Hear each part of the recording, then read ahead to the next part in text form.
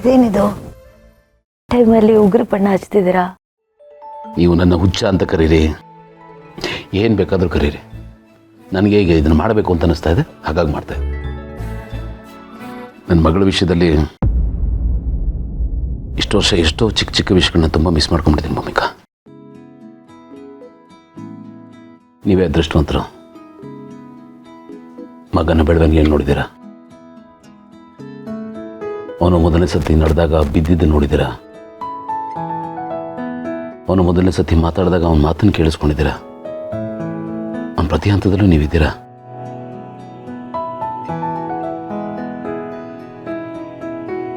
ಆದರೆ ಇವಳು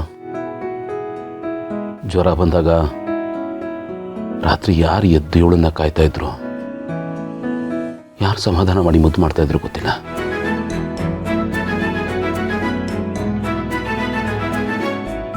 ಭೂಮಿಕಾ, ಸುಮಾರು ಸರ್ತಿ ಇವಳಲ್ಲಿರೋ ನಮ್ಮ ಗುಣಗಳ ಬಗ್ಗೆ ನಾವು ಮಾತಾಡ್ಕೊಂಡಿದ್ವಿ, ನೆನಪಿದೆಯಾ?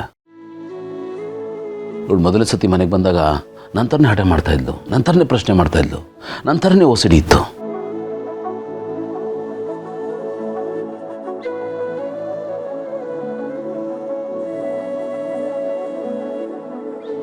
ಕಣ್ಮುಂದೆ ಎಲ್ಲ ಸುಳುವು ಇತ್ತು, ಆದರೆ ನಾವೇ ಕುರುಡಾಗಿದ್ವಿ. ನಿಮ್ಮ ಗುಣಗಳಷ್ಟೇ ಅಲ್ಲ, ನನ್ನ ಗುಣನೂ ಇದೆ.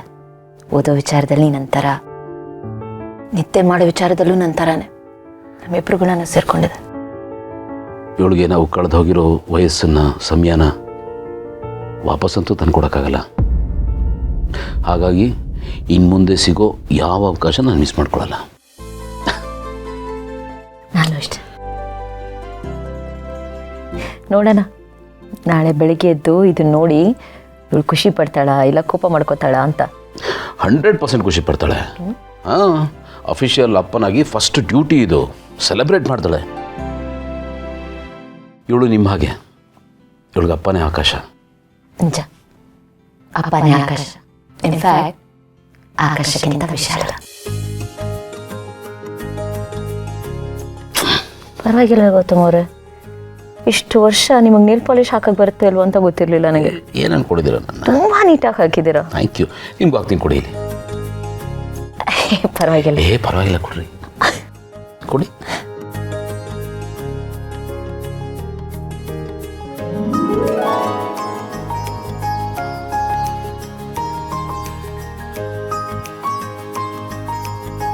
ಗೌತಮ್ ಅವರೇ, ನೀಟಾಗಿ ನೇಲ್ ಪಾಲಿಶ್ ಹಾಕ್ತೀರಾ, ಮೆಹಂದಿ ಹಾಕ್ತೀರಾ, ಜಡೆನೂ ಹಾಕ್ತೀರಾ. ಆಲ್ಟರ್ನೇಟಿವ್ ಕರಿಯರ್ ಆಗಿ ನೀವು ಇದನ್ನು ಚೂಸ್ ಮಾಡ್ಕೋಬಹುದು. ಓ, ದುಡ್ಡು ಕೊಟ್ರೆ ಏನು ಕೆಲಸ ಇರೋದು ಸರಿ.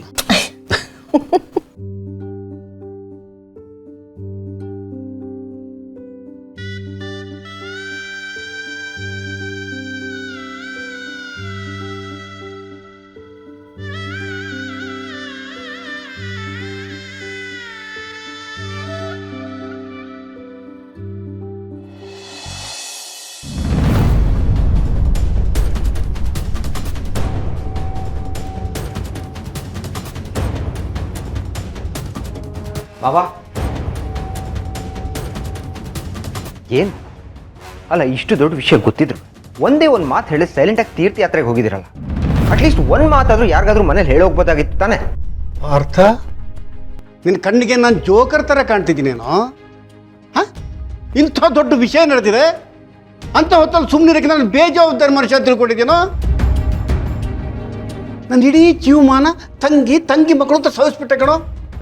ನನಗೋಸ್ಕರ ಒಂದು ದಿವಸ ನನ್ನ ಬದುಕನ್ನು ಬದುಕಿಲ್ಲ ನಾನು.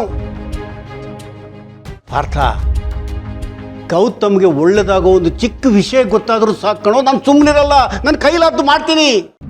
ಯಾಕಂದ್ರೆ ನನಗೆ ನಾನು ದ್ರೋಹ ಮಾಡಿದ್ನಲ್ವಾ, ಅದರ ಪಾಪದ ಫಲ ಸ್ವಲ್ಪ ಆದರೂ ಕಡಿಮೆ ಆಗಲಿ ಅಂತ. ಇಂಥ ವಿಷಯ ನಡೆದಿದೆ, ನಾನು ಸುಮ್ಮನಿರಕ್ಕೆ ಹೆಂಗೆ ಸಾಧ್ಯ? ನನ್ನ ಬಗ್ಗೆ ಏನು ತಿಳ್ಕೊಂಡಿದ್ದೆ ನೀನು? ಮಾವ, ಅದೇನು ಹೇಳಬೇಕು ಅಂತೀರ, ಸ್ಪಷ್ಟವಾಗಿ ಹೇಳಿ, ಏನು ಕಾರಣ? ಪಾರ್ಥ, ಇದಕ್ಕೆಲ್ಲ ಕಾರಣ ನನ್ನ ಕಿರಾತಕ ಜಯದೇವ್ ಕಣೋ. ಮಿಂಚು ಗೌತಮ್ ಮಗಳು ಅಂತ ಗೊತ್ತಾದ್ಮೇಲೆ ಗೌತಮ್ಗೆ ಫೋನ್ ಮೇಲೆ ಫೋನ್ ಮಾಡಿದೆ ಕಣೋ, ಅದ್ರ ಫೋನೇ ಎತ್ಕೊಂಡಿಲ್ವಲ್ಲ. ಅಷ್ಟೊತ್ತಿಗೆ ನಿನ್ನ ಅಣ್ಣ ರಾಕ್ಷಸ ಬಂದ ಕಣೋ.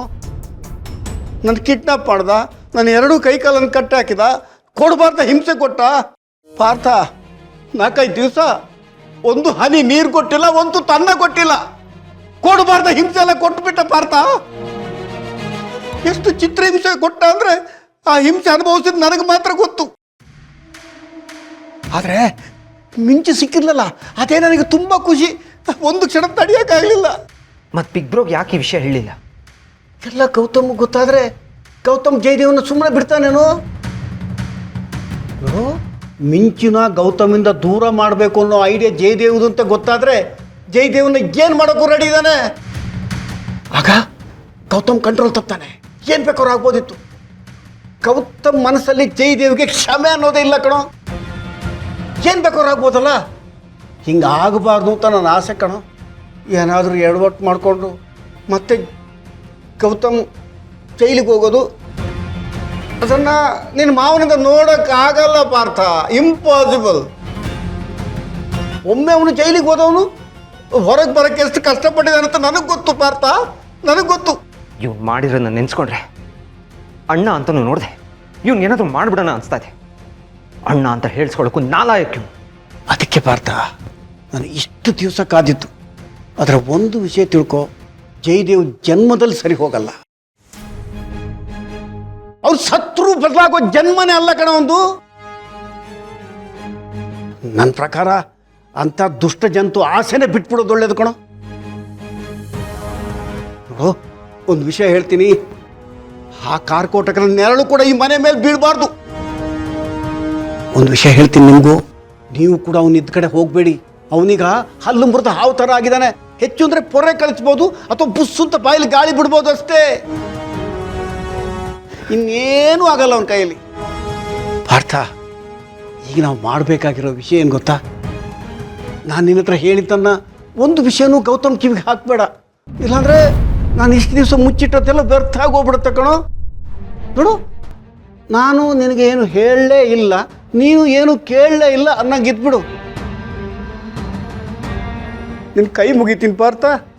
ದಯವಿಟ್ಟು ಈ ಮನೆನ ಕಾಪಾಡೋ ಜವಾಬ್ದಾರಿ ನಿಂದು.